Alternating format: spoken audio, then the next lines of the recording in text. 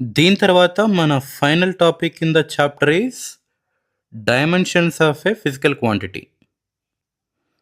ఈ కాన్సెప్ట్ అనేది మనకు చాలా easy concept, but very important in the view of exam. మనం ఆల్రెడీ ఈ ఫిజికల్ క్వాంటిటీ అంటే ఏంటో మన చాప్టర్ బిగినింగ్లో క్లియర్గా నేర్చుకోవడం జరిగింది. So I'm not going to explain it much deeper. మన focus entirely on what is dimensions. So let us start our discussion. The dimensions of a physical quantity are the powers or exponents to which the base quantities are raised to represent that quantity. మనకు యూజువల్గా 7 fundamental physical quantities అనేవి ఉన్నాయి. ఈ 7 కాకుండా మనం ఏది రాసినా కూడా వాటిని డిరైవ్డ్ ఫిజికల్ క్వాంటిటీస్ అంటాం.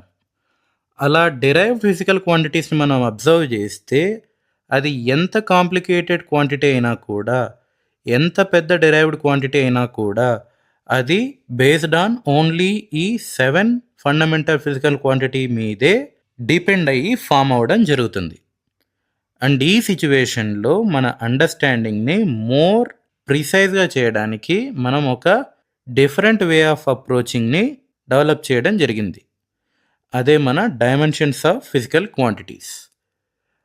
అదే ఎలా ఉంటుందో ఇప్పుడు చూద్దాం. ఇందాక అనుకున్నట్టు మనకు 7 బేసిక్ ఫిజికల్ క్వాంటిటీస్ అనేవి ఉన్నాయి. అవి ఈ 7.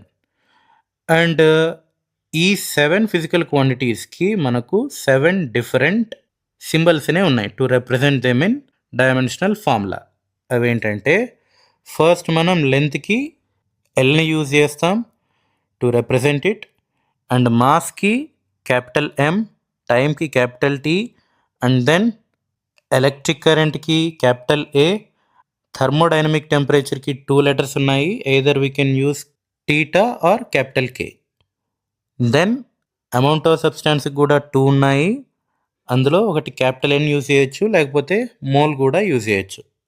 అండ్ ఫైనల్గా మనం లూమినస్ ఇంటెన్సిటీకి Jని యూజ్ చేస్తాం.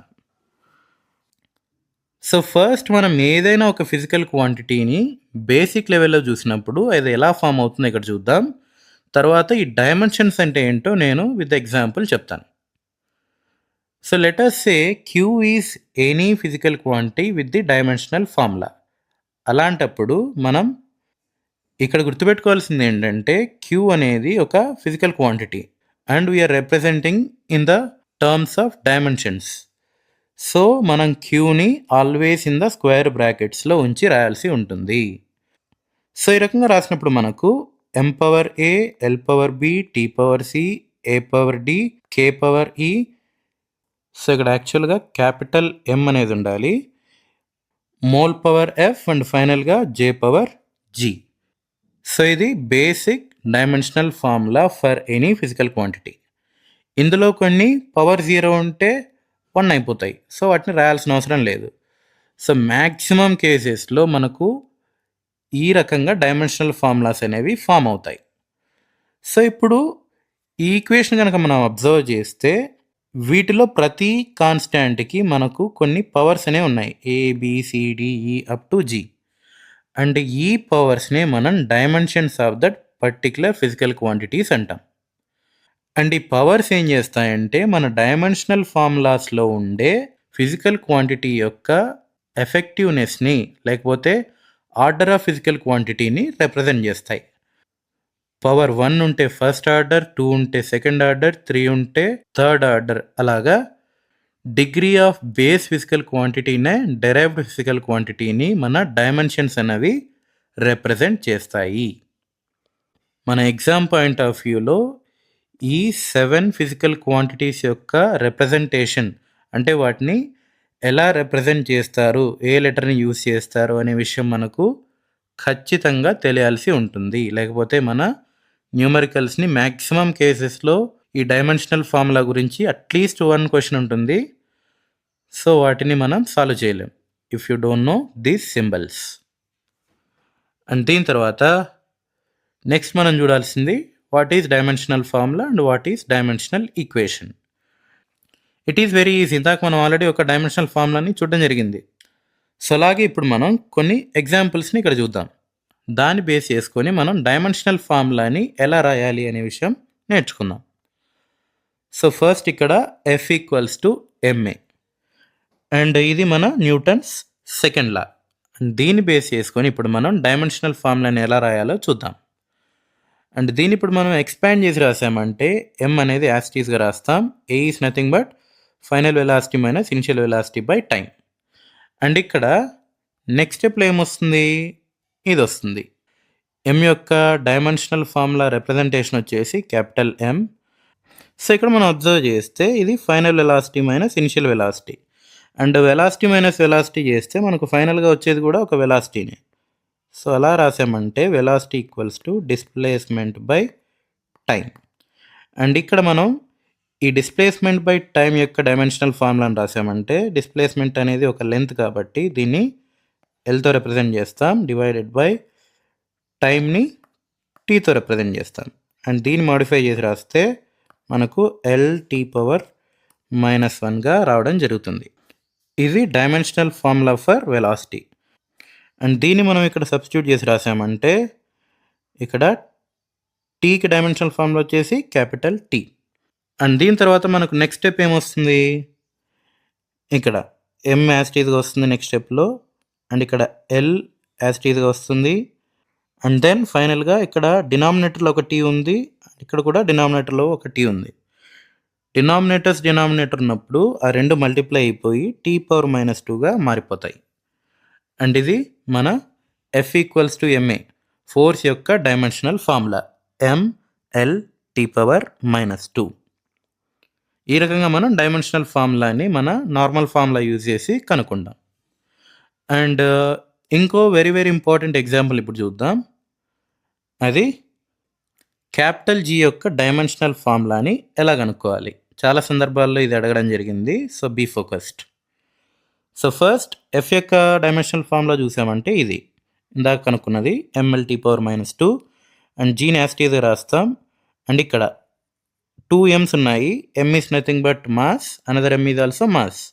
ఈ రెండింటిని మల్టిప్లై చేస్తే మనకు m² వస్తుంది, divided by R is nothing but length. And ఇక్కడ డినామినేటర్లో పవర్ 2 ఉంది కాబట్టి దీన్ని ఎల్ పవర్ -2గా రాసుకోవచ్చు. అండ్ నెక్స్ట్ స్టెప్లో ఏం చేస్తాం, మనకు కావాల్సింది జీ యొక్క డైమెన్షనల్ ఫార్ములా కాబట్టి ఇక్కడ ఈ టోటల్ టర్మ్ ఏదైతే ఉందో దాన్ని అదర్ సైడ్ పంపించేస్తాం. So it will become G equals to ML T power -2. ఇది యాస్టీస్గా రాసేస్తాం. అండ్ దీన్ని అటు సైడ్ పంపిస్తే మనకు ఇక్కడ m² ఉంది, ఇక్కడ పవర్ -2 అవుతుంది. దెన్ ఎల్ పవర్ -2 ఉంది, ఇక్కడికి వచ్చేసరికి +2 అయిపోతుంది. సో అలాగా మనకు మాడిఫై అవ్వడం జరుగుతుంది. నెక్స్ట్ స్టెప్ చూసామంటే ఇక్కడ క్లియర్గా అబ్జర్వ్ చేయవచ్చు. మనకు డీటెయిల్గా ఇక్కడ ఒక m ఉంది, ఇక్కడ ఒక m పవర్ -2 ఉంది. సో రెండు క్యాన్సిల్ అయిపోయి మనకు m పవర్ -1 వస్తుంది. తర్వాత ఇక్కడ ఎల్ ఉంది, ఇక్కడ l² ఉంది. సో రెండు యాడ్ అయిపోయి l³ వస్తుంది.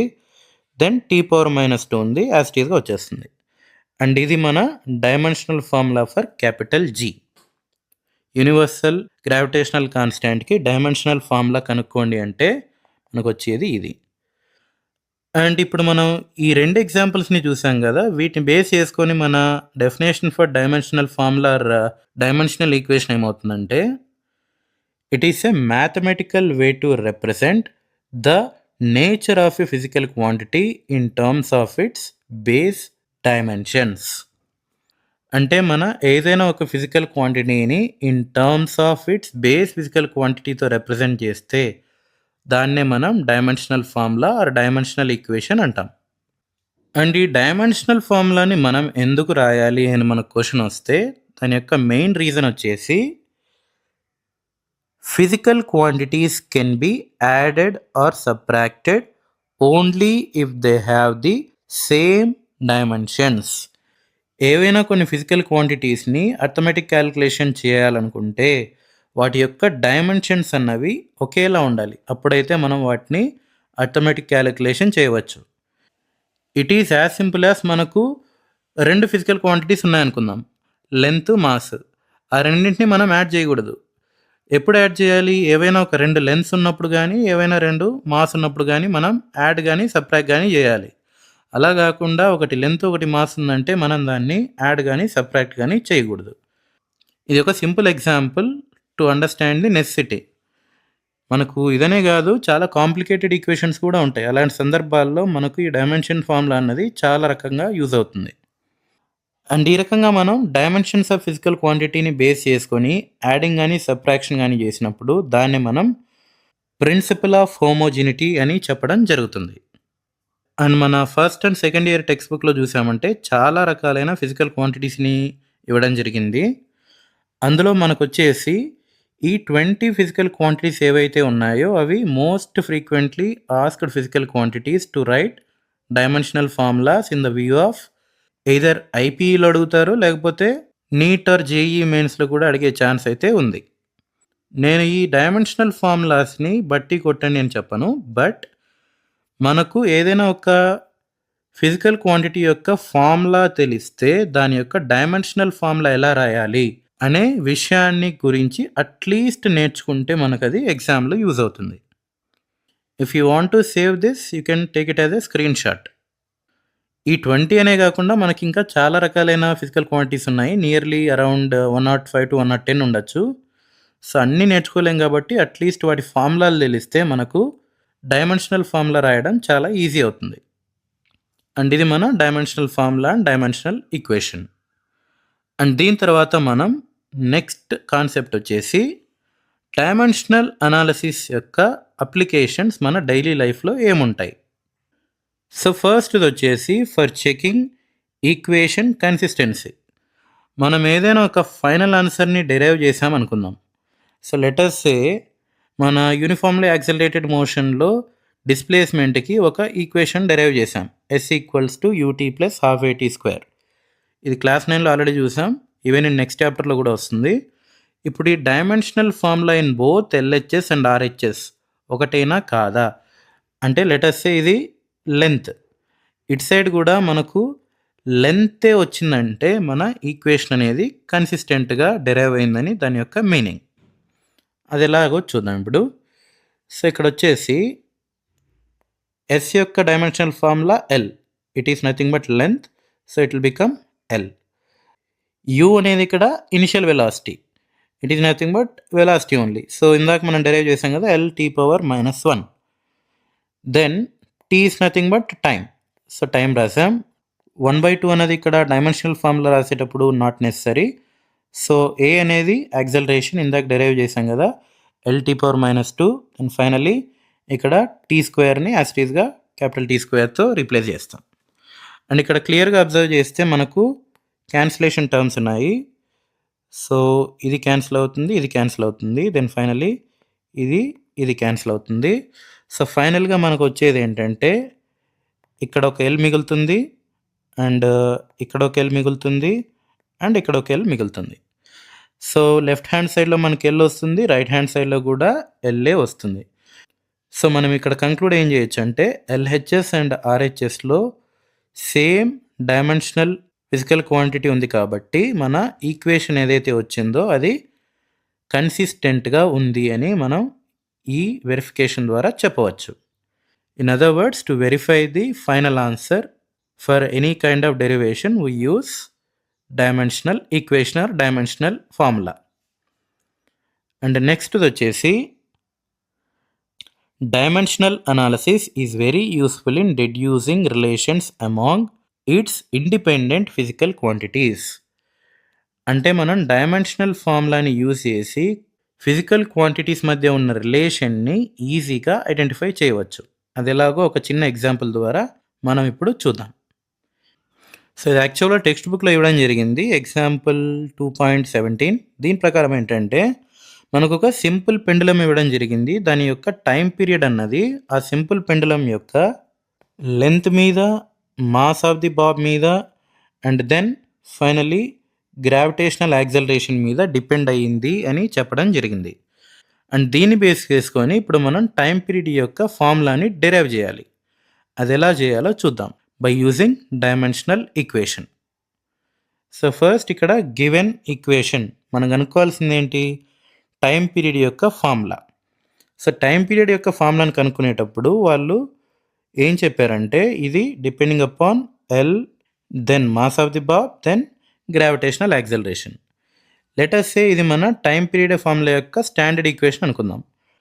T equals to k into L power X M power y g power z. And ఇక్కడ k is nothing but any constant in the final answer. So ఇప్పుడు మనం ఏం చేద్దామంటే దీని యొక్క డైమెన్షనల్ ఫార్ములాని రాద్దాం. రాస్తే ఇక్కడ t dimensional formula is nothing but L power 0 M power 0 T power 1. Then dimensional ఫార్ములాలో మనకు కాన్స్టాంట్స్తో పని లేదు. ఈ కాన్స్టాంట్ని మనం నెగ్లెక్ట్ చేయవచ్చు. సో చేస్తే మనకేమొస్తుంది, L power N whole power X M power 1 whole power Y and finally L T power -2 whole power Z. ఇక్కడ ఎల్ టీ పవర్ -2 ఎందుకు వచ్చిందంటే G is nothing but gravitational acceleration. Means it is also a type of acceleration. Acceleration formula ఇందాక మనం చూసాం కదా, L T power -2, దాన్ని ఇక్కడ రాసుకున్నాం. అండ్ ఇప్పుడు మనం క్లియర్గా అబ్జర్వ్ చేస్తే as per the algebraic rule ఇప్పుడు మనం ఏం చేసామంటే ఇక్కడ ఒక ఎల్ ఉంది అండ్ ఇక్కడ ఒక ఎల్ ఉంది, హోల్ పవర్ జెడ్ ఉంది. సో రెండింటిని యాడ్ చేసి రాస్తే మనకు ఏ పవర్ ఎం ఇంటూ ఏ పవర్ ఎన్, దాన్ని అప్లై చేసామంటే ఏ పవర్ ఎం ప్లస్ ఎన్ వస్తుంది. అక్కడ L power X L power జెడ్ని యాడ్ చేస్తే L power X plus Z వస్తుంది. ఎంని యాస్టీస్గా రాస్తాం, దెన్ దీన్ని కూడా యాస్టీస్గా రాస్తాం.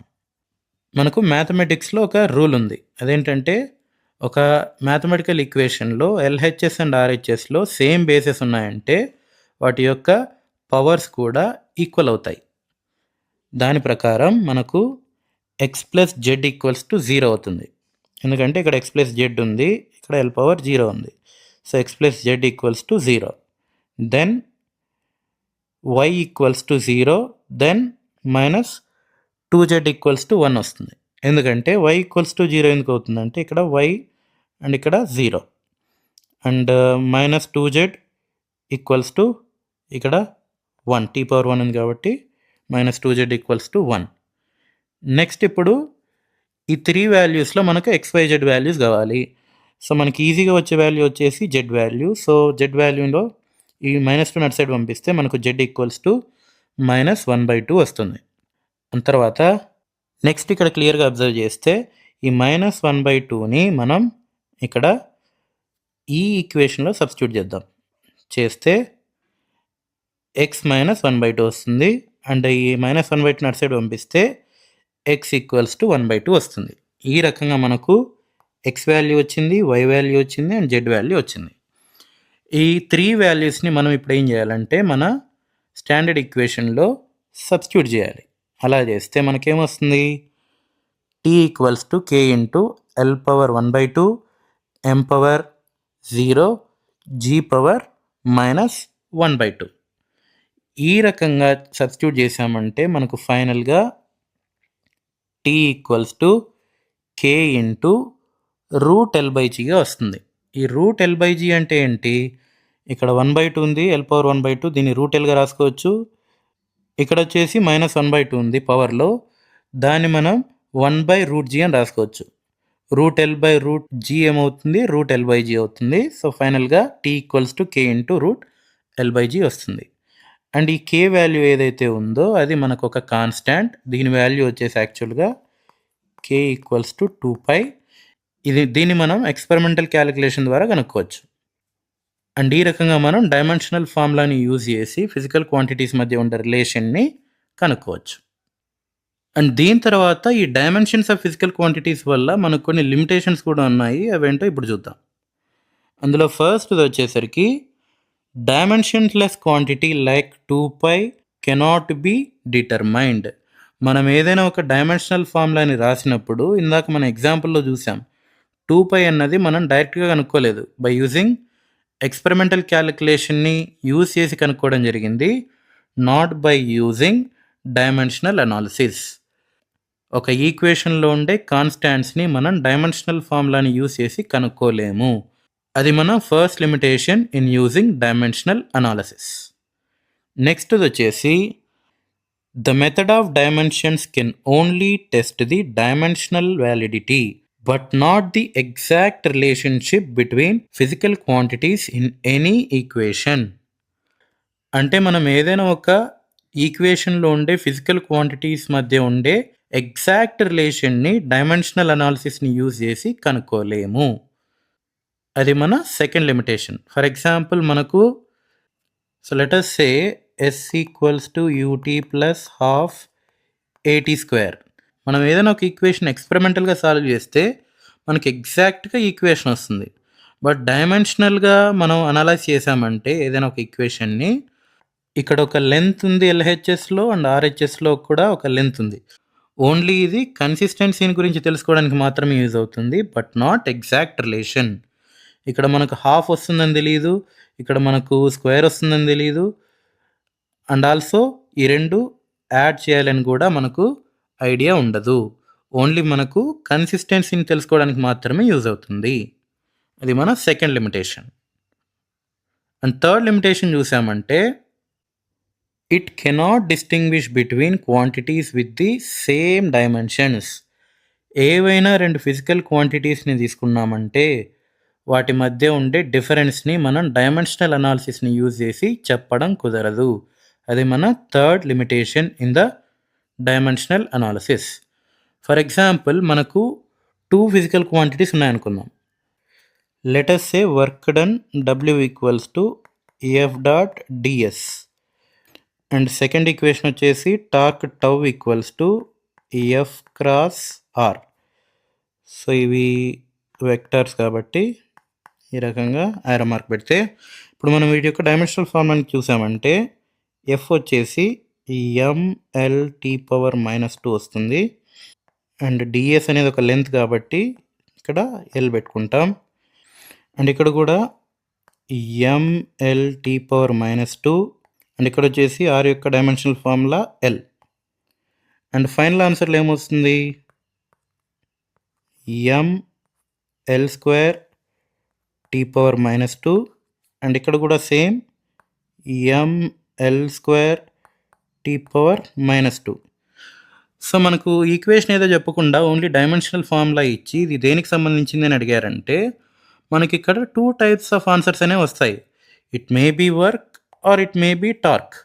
So we can't say just by seeing the dimensional formula అది ఏ ఫిజికల్ క్వాంటిటీ అనేది. సో ఇది ఒక limitation for dimensional analysis. And ఈ రకంగా మనకు 3 లిమిటేషన్స్ అనేవి ఉంటాయి when you are using dimensional analysis. And these are very very important. And దీంతో మన డైమెన్షన్స్ ఆఫ్ ఫిజికల్ క్వాంటిటీస్ అనే టాపిక్ అనేది ఫినిష్ అవుతుంది. And also units and measurements అనే చాప్టర్ కూడా ఫినిష్ అవుతుంది. Thank you all. Stay safe.